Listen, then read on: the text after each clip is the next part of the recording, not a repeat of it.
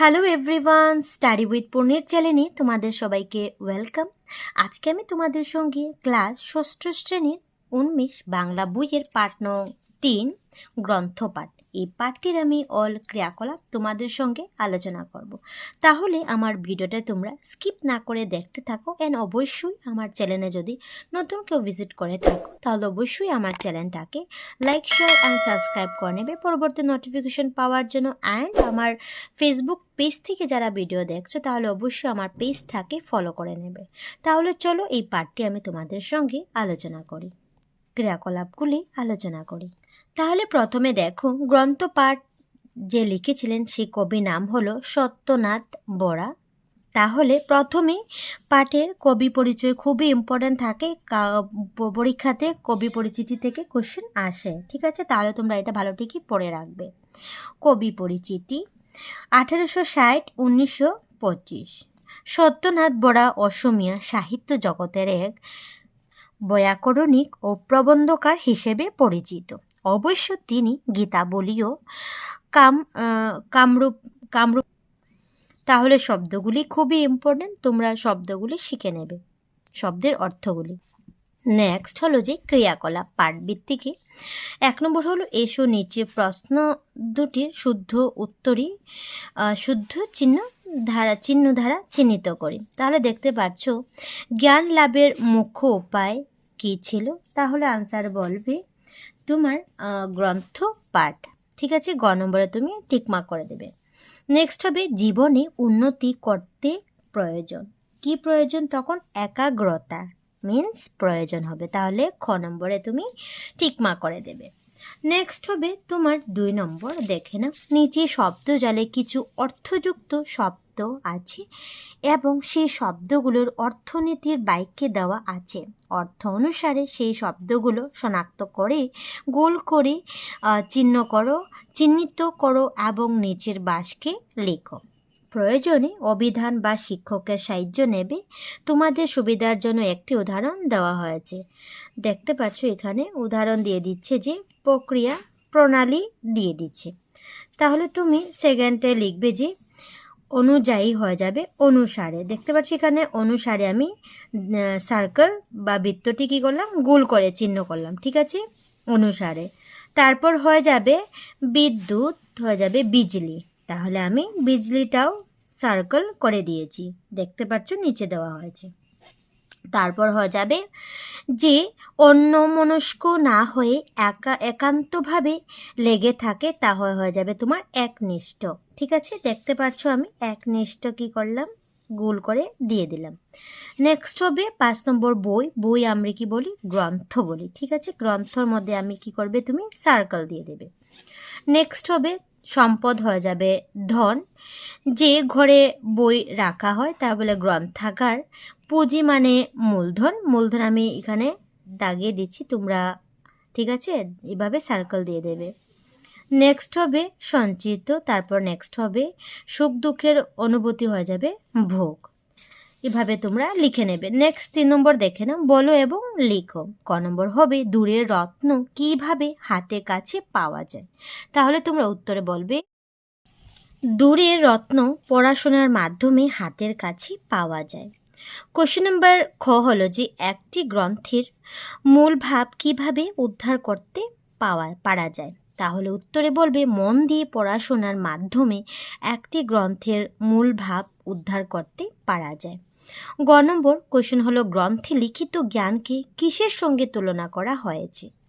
তাহলে শুদ্ধ উত্তরটি তোমার শুদ্ধ করে বলবে উত্তরটি যে গ্রন্থে লিখিত জ্ঞানকে সঞ্চিত সম্পদের সঙ্গে তুলনা করা হয়েছে। ঘ নম্বর হবে প্রয়াস গুণীজনদের জ্ঞান বুদ্ধির কথা কিভাবে লাভ করতে পারে? তাহলে আনসার বলবে প্রয়াত গুণীজনদের জ্ঞান বুদ্ধির কথা তাদের রচিত গ্রন্থ থেকে আমরা লাভ করতে পারি। তারপর নেক্সট 4 নম্বর দেখে নাও যে নিচের প্রশ্নগুলোর উত্তর লিখো। ক নম্বর হবে গ্রন্থাগারে লিখিত জ্ঞানকে কেন সঞ্চিত সম্পদ বলা হয়েছে? তাহলে তোমরা উত্তরে বলবে গ্রন্থাগারে লিখিত প্রতিটি গ্রন্থই হচ্ছে একজন ব্যক্তির সঞ্চিত জ্ঞান ভাণ্ডার, তারা তাদের পরিশ্রমের দ্বারা গ্রন্থরূপী জ্ঞান ভাণ্ডার তৈরি করে। খ নম্বর হবে জ্ঞান লাভের উপায়কে ধন অর্জনের উপায়ের মতো বলা হয়েছে কেন? তাহলে উত্তরে বলবে জ্ঞান লাভের উপায়কে ধন অর্জনের উপায়ের সাথে তুলনা করা হয়েছে, কারণ আর্থিক পুঁজি কিছুটা না থাকলে যেমন অর্থ উপার্জন সম্ভব নয়, ঠিক তেমনি বিদ্যা একেবারে না থাকলে জ্ঞান অর্জনও কঠিন হয়। মূল বিদ্যা যার যত বেশি তিনি তত বেশি জ্ঞান লাভ করতে পারেন। তো উত্তরগুলি তোমরা এইভাবে লিখে নেবে। নেক্সট গ নম্বর হবে পড়াশোনার মাধ্যমে দূরের রত্ন কিভাবে হাতের কাছে পাওয়া যায়? তাহলে উত্তরে বলবে একমাত্র বই পড়ার দ্বারা দূরের রত্ন অর্থাৎ পণ্ডিত ব্যক্তিদের মূল্যবান উপদেশ ও জ্ঞান বুদ্ধির কথা আমরা হাতের কাছে পেয়ে থাকি। ঘ নম্বর হবে পড়াশোনা থেকে কিভাবে মনের একাগ্রতা জন্মে বুঝিয়ে লিখো। তাহলে উত্তরে বলবে পড়ার সময় মনকে অন্য চিন্তা থেকে সরিয়ে এনে শুধু বইতে মনোনিবেশ করাতে হয়। আর যে ব্যক্তি মনকে একটা বিষয়ে কেন্দ্রীভূত করতে পারে তার মনের চঞ্চলতাও ধীরে ধীরে নিয়ন্ত্রণে আসে এবং সে একনিষ্ঠ বা মনের একাগ্রতা জন্মাতে পারে। নেক্সট হবে 5 নম্বর ভালো বই পড়লে ভালো সঙ্গী এবং মন্দ বই পড়লে মন্দ সঙ্গীর সঙ্গে মেলামেশা করার ফল পাওয়া যায়। পাঠ অবলম্বনে কথাটি যথার্থ বিস্তৃতভাবে আলোচনা করো। তাহলে তুমি উত্তরে বলবে ভালো সঙ্গীর সাথে অর্থাৎ সৎসঙ্গে চললে মানুষের মঙ্গল হয়, আর অসৎ সঙ্গ ধরলে অমঙ্গল অর্থাৎ মানুষ নষ্ট চরিত্রে হয়। একথা আমরা সবাই জানি। ঠিক একইভাবে বইও আমাদের স্বভাব চরিত্রকে পাল্টিয়ে দিতে পারে, কারণ প্রতিটি গ্রন্থই লেখকের স্বভাব চরিত্রের ছায়া থাকে। এজন্য ভালো বই পড়লে ভালো সঙ্গী আর মন্দ বই পড়লে মন্দ সঙ্গীর সাথে মেলামেশার ফল পাওয়া যায়। তারপরে নেক্সট দেওয়া হলো যে ভাষা অধ্যয়ন। তাহলে ব্যাকরণ কিছু দিয়ে দিচ্ছে, সেটা তোমরা পড়ে নেবে। যে উপসর্গ কি, তাহলে এখান থেকে বলতে পারো। এখানে এটা পড়লে তোমরা উপসর্গ বুঝতে পারবে, ঠিক আছে। তারপর নেক্সট 6 নম্বর দেখে নাও। নিচে দেওয়া উপসর্গগুলো ব্যবহার করে দুটি করে নতুন শব্দ লিখো। তোমাদের সুবিধার জন্য দুটো উদাহরণ দেওয়া হয়েছে। যেমন দেখতে পাচ্ছ উপসর্গ মিন্স কি প্রয়রফলা, ঠিক আছে। উপসর্গযুক্ত শব্দ কি হবে? প্রয়রফলা দিয়ে প্রকার প্রধান। সিম বে দিয়ে হয়ে যাবে বেআইন বেদখল। তারপর অনু দিয়ে বলবে তুমি অনুচর অনুজ্ঞা। নেক্সট হবে অব দিয়ে অবনত অবদান। নি দিয়ে হয়ে যাবে নিগ্রহ নিগম। কু দিয়ে হয়ে যাবে তোমার কুকথা কুকাজ। তাহলে উপযুক্ত উপসর্গযুক্ত শব্দ এইভাবে তোমরা লিখে নেবে। 7 নম্বর তোমাদের দৈনন্দিন জীবনে ব্যবহৃত উপসর্গযুক্ত শব্দগুলোর একটি তালিকা প্রস্তুত করে এবং শিক্ষককে দেখাও। তাহলে তোমরা এভাবে তোমরা লিখতে পারো যে আমাদের দৈনন্দিন জীবনে ব্যবহৃত উপসর্গযুক্ত শব্দগুলি হল নিম্নরূপ: অজানা, অকাজ, অনাবৃষ্টি, অনাবিল, আলুনি, কুকথা,